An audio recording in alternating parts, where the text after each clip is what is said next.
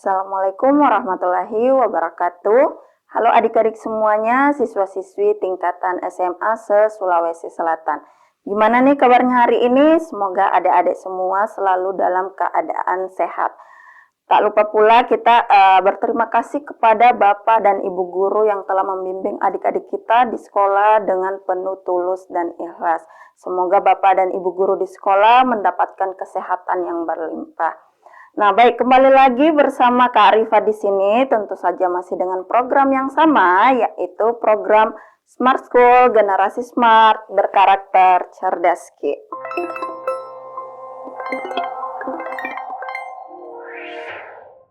Nah, baik adik-adik, di sini kembali lagi tentu saja bersama Kak Rifa masih dengan mata pelajaran yang sama untuk membersamai persiapan adik-adik dalam menghadapi ujian TKA ke depan. Dalam mata pelajaran pilihan yaitu biologi. Nah, hari ini khususnya kakak akan membahas materi terkait dengan fotosintesis. Jadi ini secara khusus materi fotosintesis yang berkaitan dengan materi anabolisme, salah satu bagian dari materi metabolisme sel. Nah, tanpa perlu berlama-lama kita akan masuk ke materi intinya. Nah, di sini kakak akan membahas terkait fotosintesis. Fotosintesis ini bagian dari anabolisme, bagian dari metabolisme tubuh atau metabolisme dari makhluk hidup. Salah satu contohnya yaitu anabolisme. Anabolisme adalah penyusunan molekul dari yang sederhana menjadi molekul yang sifatnya kompleks. Nah, seperti itu. Nah, salah satu proses utama yang ada di dalam anabolisme yaitu proses fotosintesis. Nah, jadi di sini kita akan lebih banyak berbicara tentang proses fotosintesis khususnya melibatkan tumbuhan. Nah, baik. Ini adalah anabolisme. Kemudian apa saja yang akan kita bahas di topik kali ini? Kakak akan memberikan apa itu fotosintesis, kemudian organisme dan tempat terjadinya fotosintesis. Kemudian yang ketiga ada tahapan dari fotosintesis itu sendiri. Nah, baik kita akan melihat apa sih yang dimaksud dengan fotosintesis itu sendiri. Nah, fotosintesis ini menjadi bagian penting. Fotosintesis ini menjadi jalur utama dari sebuah anabolisme. Jadi ini menjadi proses yang penting, proses terpenting.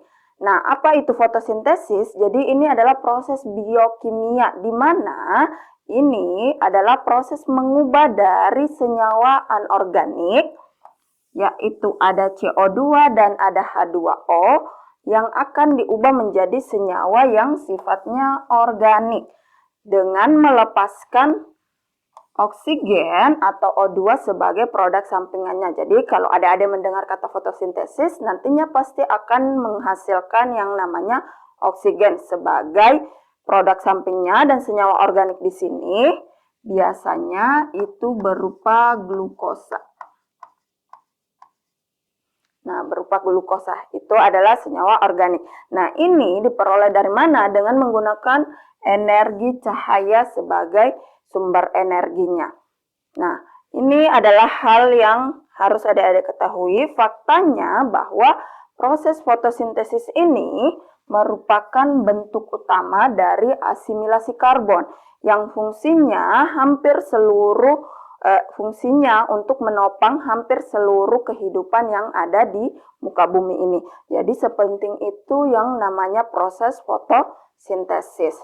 Nah, itu untuk apa yang dimaksud dengan fotosintesis itu sendiri. Nah, sekarang kita melihat bagaimana reaksi umum dari sebuah fotosintesis. Nah, di sini adalah proses fotosintesis seperti yang kakak katakan tadi, bahwa ini memanfaatkan yang namanya senyawa anorganik.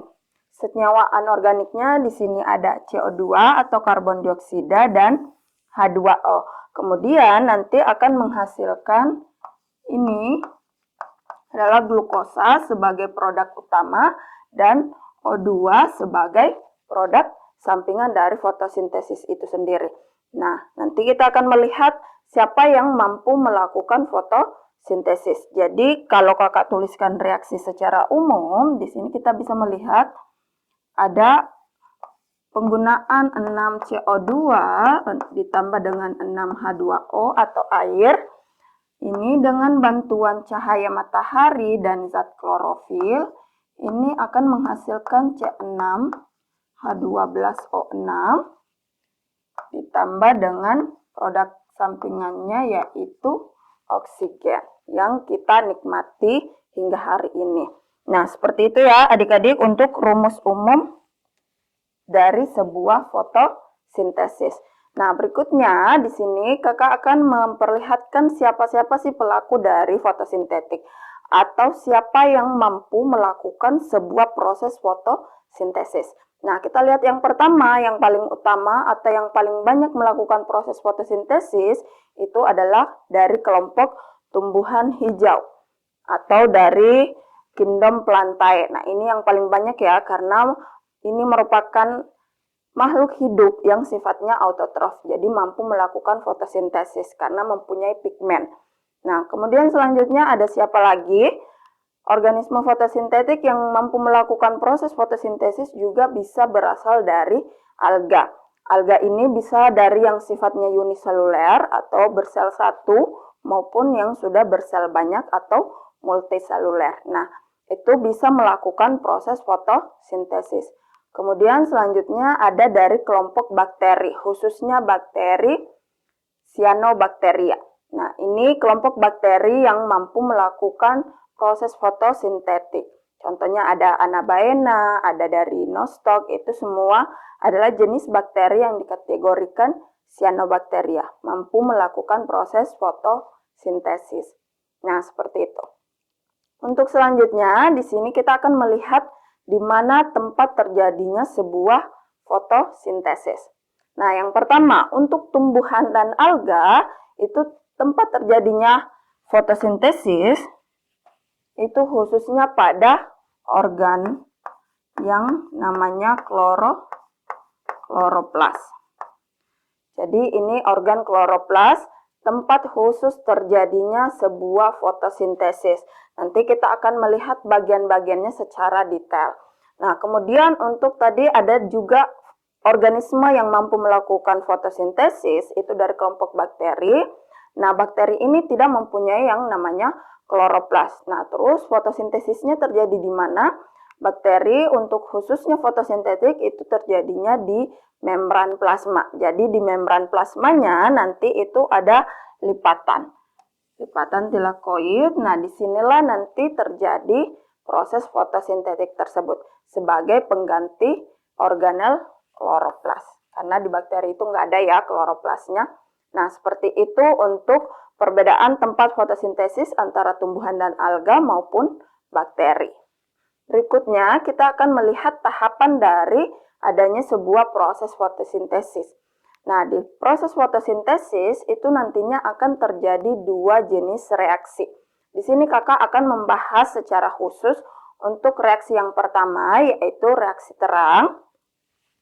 Dan juga nantinya ada reaksi yang kedua, yaitu reaksi gelap. Kalau adik-adik bisa melihat di sini, ini sama ya, kita mengambil contoh utama dari tumbuhan hijau atau dari kelompok Plantae yang melakukan proses fotosintesis. Nanti pada saat masuk ke tahapan yang pertama atau reaksi terang, ini sumber energi utamanya akan memanfaatkan yang namanya cahaya matahari. Cahaya mataharinya nanti secara umum akan diserap oleh tumbuhan tersebut dan tumbuhan tersebut melakukan proses fotosintesis. Nanti di sini akan memanfaatkan senyawa anorganik tersebut, kemudian nanti menghasilkan oksigen sebagai bentuk produk sampingnya. Nah, begitu pula nanti di reaksi gelap. Reaksi gelap ini tidak membutuhkan cahaya matahari, jadi dia dimasukkan ke dalam reaksi gelap. Akan tetapi semua tahapan ini saling terhubung, jadi saling berikatan satu sama lain. Nah, di sini khususnya untuk reaksi terang, ini lokasinya akan terjadi atau tempat terjadinya itu secara khusus di membran tilakoid dari kloroplas. Kemudian fungsinya apa untuk reaksi terang ini? Ini berfungsi untuk mengubah energi cahaya matahari. Jadi di sini mengubah energi cahaya matahari menjadi sebuah energi kimia dalam bentuk ATP ATP ini adalah hasil yang diinginkan atau senyawa yang dibutuhkan dalam bentuk ATP dan NADPH. Ini khusus di reaksi terang ya. Nah, seperti itu. Sekarang di sini kita melihat tadi ada lokasi. Lokasi terjadinya reaksi terang atau reaksi Hill dari fotosintesis. Nah, sekarang kita melihat di mana sih tempatnya, bagaimana strukturnya. Nah, ini tempat utamanya terjadi di kloroplas tadi.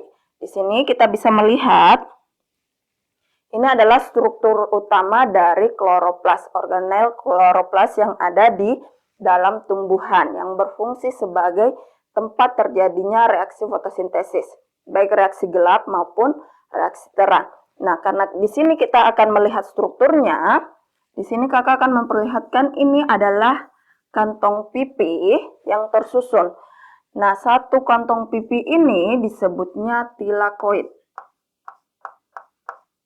Tilakoid ini kalau dia satu keping saja ya, dia disebutnya tilakoid. Nah, di sini ada beberapa tumpukan keping-keping tilakoid. Nah, satu tumpukan ini nanti bisa disebut granum. Kemudian kalau banyak ini kan ada banyak tumpukan granum nih. Nah, ini disebutnya jamaknya itu jadinya grana. Jadi khusus untuk proses reaksi terang fotosintesis itu terjadinya di bagian grana ini. Jadi di membran tilakoid.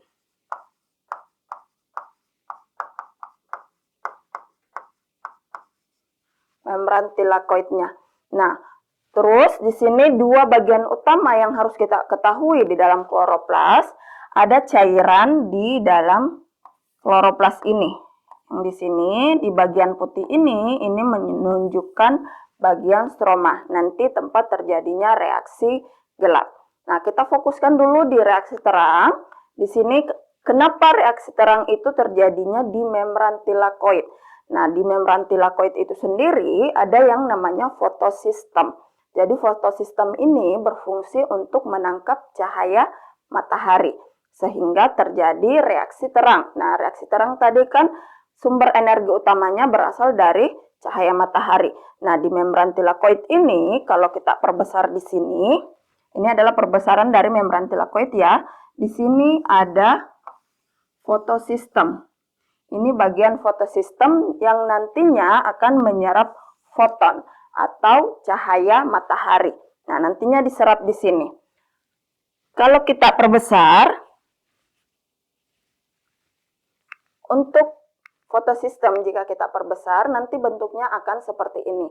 Nah, di dalamnya itu terdapat yang namanya akseptor elektron primer. Jadi, ini penerima elektron utama. Nah, terus di dalam fotosistem juga terdapat kompleks antena. Jadi secara keseluruhan ini membentuk antena. Nanti di dalam antena ini, kompleks antena, terdapat beberapa jenis pigmen. Yang pertama ada klorofil A. Klorofil A ini berwarna hijau. Kemudian ada klorofil B yang berwarna kuning. Kemudian ada karotenoid, pigmen karotenoid ini berwarna jingga. Nah, ini ya, jadi ini adalah pigmen-pigmen yang terdapat di dalam fotosistem itu sendiri, yang fungsinya nanti akan menyerap cahaya dari foton tersebut. Nah, untuk proses fotosintesis itu tidak menyerap semua jenis warna. Jadi hanya ada panjang gelombang tertentu di mana fotosintesis itu bisa melangsungkan prosesnya. Jadi di sini kita bisa melihat ini adalah cahaya tampak yang digunakan dalam proses fotosintesis. Jadi di sini sesuai dengan keterangannya, di sini ada klorofil A, klorofil B, dan karotenoid. Kemudian ada panjang gelombang dari 430 sampai di 750. Sehingga nanti di fotosistem ini akan terbagi menjadi dua fotosistem utama yang berfungsi di dalam sebuah fotosintesis. Yang pertama yaitu disebutnya fotosistem 1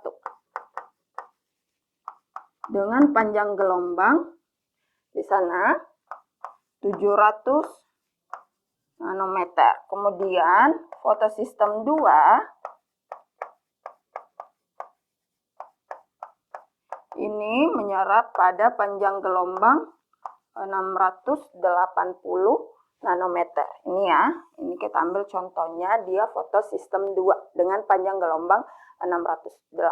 Jadi di fotosistem itu nanti ada kategori panjang gelombang di mana dia akan bekerja maksimal di situ. Jadi proses fotosintesis hanya melibatkan cahaya tampak. Ada Meiji Kuhibinio ya. Nah, ini adalah warna-warnanya. Jadi maksimalnya di panjang gelombang yang ini yang akan kita gunakan nanti pada proses fotosintesis. Nah, seperti itu prosesnya, struktur di dalam kloroplas, khususnya di fotosistem, bagaimana bisa terjadi fotosintesis, khususnya reaksi terang di membran tilakoid ini. Karena yang berfungsi utama di sini adalah si fotosistem ini. Nah, baik. Itu untuk struktur dari sebuah kloroplas atau khususnya membran tilakoid yang akan terlibat dalam suatu reaksi terang. Nah, sekarang kakak akan memperlihatkan bagaimana reaksi terang itu sendiri. Jadi reaksi terang ini disebut juga dengan reaksi Hill. Jadi reaksi Hill ini terjadi dengan penyerapan langsung energi cahaya matahari. Kemudian nanti akan terlibat H2O yang nantinya akan menghasilkan oksigen. Jadi kalau tadi senyawa anorganiknya pelakunya kan ada 2 atau bahan utamanya ada 2. Ada CO2 dan ada H2O. Nah, di reaksi terang yang digunakan adalah si H2O ini. Nantinya H2O ini menghasilkan oksigen sebagai produk samping. Nah, kemudian di sini prosesnya bagaimana untuk khususnya reaksi terang, itu terjadi perubahan energi cahaya menjadi energi kimia. Kemudian tempatnya tadi di grana, atau lokasinya di grana, di dalam kloroplas. Hasilnya nanti utamanya untuk reaksi terang ini akan menghasilkan 3 produk utama, yaitu ada ATP, NADPH, dan oksigen atau O2. Kemudian tahapan umumnya atau tahapan utamanya itu terjadi 3 tahapan.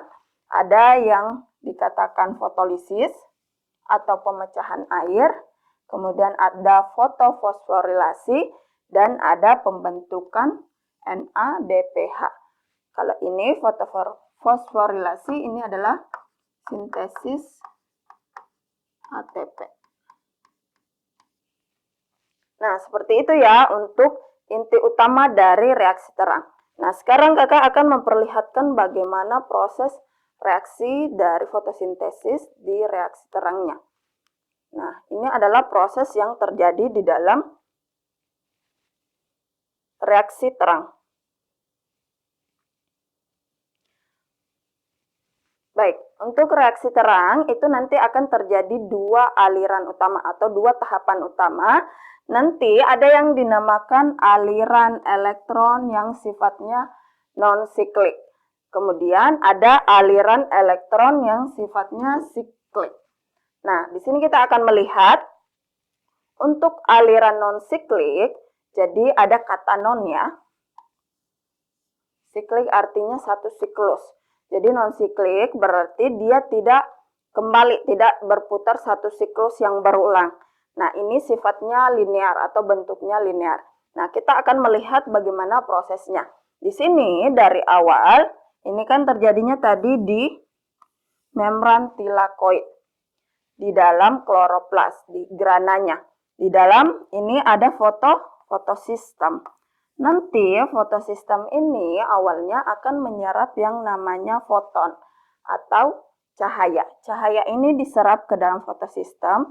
Jadi untuk aliran non-siklik itu pertama kali akan diterima oleh fotosistem yang kedua. dengan panjang gelombang 680 nanometer. Jadi fotosistem ini menyerap cahaya, kemudian terjadi yang namanya eksitasi. Eksitasi artinya elektronnya dilepaskan. Terjadi pelepasan elektron, kemudian elektronnya nanti akan diteruskan ke plastoquinon. Yang pertama kali menerima setelah akseptor primer, penerima elektron utama, kemudian nanti diteruskan ke yang namanya Peki ini. Peki atau plastoquinon. Ini plastoquinon, jadi arahnya ini ya. Kemudian setelah itu nanti aliran elektronnya ini akan diteruskan ke kompleks sitokrom. Jadi kompleks sitokrom ini penerima elektron kedua dari aliran non-siklik. Nah, setelah itu nanti dari sini, dari kompleks sitokrom ini, elektron itu memiliki energi yang sangat tinggi. Sehingga akan terjadi pompa ion H+ dari lumennya tilakoid. Jadi ini bagian lumen tilakoid ya. Nah, di sini terjadi pompa ion H+. Nah, terus selanjutnya setelah masuk ke kompleks sitokrom, ini terjadi penerusan elektron atau pengaliran elektron selanjutnya itu akan diterima oleh si kompleks plastosianin atau disingkatnya PC. Jadi penerima selanjutnya ada PC. Nah, bersamaan dengan itu di fotosistem 1 P700 itu juga menyerap yang namanya cahaya. Jadi setelah elektron sampai ke PC ini, secara bersamaan fotosistem 1 juga menerima atau menyerap cahaya foton. Dan terjadi yang namanya eksitasi elektron. Jadi terjadi pelepasan elektron lagi. Nah, untuk menormalkan kembali kondisi elektron yang ada di sini, elektron yang telah sampai ke PC ini akan masuk ke dalam fotosistem 1. Sehingga kondisi elektron di sini akan normal kembali. Nah, bagaimana dengan fotosistem 2 tadi? Ini kan juga sama-sama terjadi yang namanya eksitasi atau pelepasan elektron. Berarti di sini ada kekurangan elektron. Nah, di sini nanti terjadi yang namanya peristiwa pertama, yaitu fotolisis air, yaitu pemecahan air atau H2O. Nah, di sini H2O akan dipecah menjadi 1/2O2. 1/2O2 kemudian ditambah 2H+ dan ditambah 2 elektron. Nah, nanti 2 elektron ini akan menstabilkan kembali fotosistem yang ada di fotosistem 2 ini dengan P680. Jadi nanti elektronnya akan stabil kembali.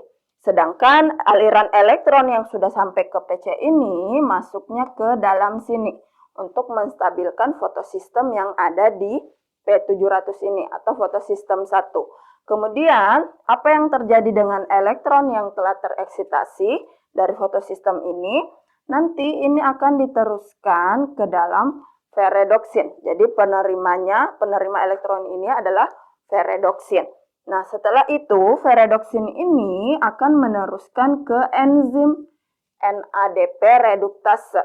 Untuk apa? Untuk diubah dengan penambahan H+ tadi dari lumen karena energinya tinggi, nanti masuk ke dalam ATP sintase dan diubah dengan penambahan H+ ini tadi, diubah dan akan menghasilkan yang namanya ATP, kemudian menghasilkan NADPH juga. Nah, itu adalah proses dari fotosistem 1 sampai menghasilkan yang namanya ATP dan NADPH. Nah, seperti itu untuk bagaimana terjadinya reaksi terang pada aliran elektron non-siklik. Jadi nanti hasil akhirnya di non-siklik itu akan menghasilkan yang namanya oksigen, tapi oksigen ini tidak dibutuhkan lagi ya dalam proses aliran ini, jadi oksigennya akan langsung dilepaskan ke udara. Nah, yang dibutuhkan adalah ATP dan NADPH yang dihasilkan. Karena ATP dan NADPH yang dihasilkan nantinya akan dibawa masuk untuk proses reaksi gelap. Nah, ini untuk aliran non-siklik. Sekarang kita akan melihat aliran siklik dari sebuah proses fotosintesis. Aliran siklik artinya berarti dia akan bersiklus satu arah. Nah, ini yang terlibat dalam aliran siklik itu hanya melibatkan yang namanya fotosistem 1 atau panjang gelombang P700. Setelah itu nanti P700 ini akan menyerap cahaya atau foton, kemudian terjadi eksitasi elektron. Terjadi eksitasi, terlepaslah elektron tersebut, kemudian akan diterima oleh akseptor primer. Nah, kemudian dari akseptor primer ini akan diterima oleh FD atau ferredoxin. Dari FD ini nanti diteruskannya ke plastoquinon dulu. Dari plastoquinon ini aliran elektron ya, jadi yang berpindah itu adalah elektronnya. Setelah dari plastoquinon ini akan masuk ke kompleks sitokrom. Di sini selama melewati kompleks sitokrom itu elektron akan memiliki energi yang tinggi sehingga bisa memompa H+ yang berasal dari lumen. Lumennya tilakoid, sehingga nanti pada saat PC ini menerima nanti akan terjadi ikatan dengan ADP ditambah dengan PI ini. PI ini adalah fosfat anorganik. Jadi fosfat anorganik ini memang tersedia di dalam membran tilakoid ini. Jadi PI itu atau fosfat anorganik selalu tersedia di dalam membran tilakoid ini. Jadi nanti berikatan ADP dan PI ini sehingga nanti akan membentuk hasil akhir ATP. Jadi selama melewati kompleks sitokrom ini, elektron itu akan diubah menjadi ATP atau energi. Nah, setelah itu dari PC ini akan bisa langsung diteruskan lagi elektronnya kembali ke fotosistem 1. Makanya dikatakan dia sebagai aliran siklik atau siklusnya itu berulang. Nah, seperti itu ya. Itu untuk proses reaksi terang. Nah, selanjutnya kakak akan memperlihatkan bagaimana contoh-contoh soal untuk materi terkait reaksi terang fotosintesis. Nah, kita langsung berlatih di soal nomor 1 pada reaksi terang fotosintesis, penyerapan energi cahaya oleh fotosistem 2 memicu terjadinya fotolisis air. Fungsi utama dari terjadinya fotolisis air tersebut adalah untuk apa? Jadi, opsi pertama menghasilkan oksigen yang akan digunakan dalam siklus Kelvin. Jadi, oksigen di sini ini tidak digunakan ya, jadi oksigen itu langsung dilepaskan ke udara. Kemudian menyediakan elektron untuk menggantikan elektron yang hilang pada fotosistem 2. Jadi ini tadi awalnya dimulai dari fotosistem 2 khusus untuk non-siklik ya. Jadi ini kehilangan elektron karena terjadi eksitasi. Nah, untuk mengganti ini terjadilah yang namanya fotolisis air.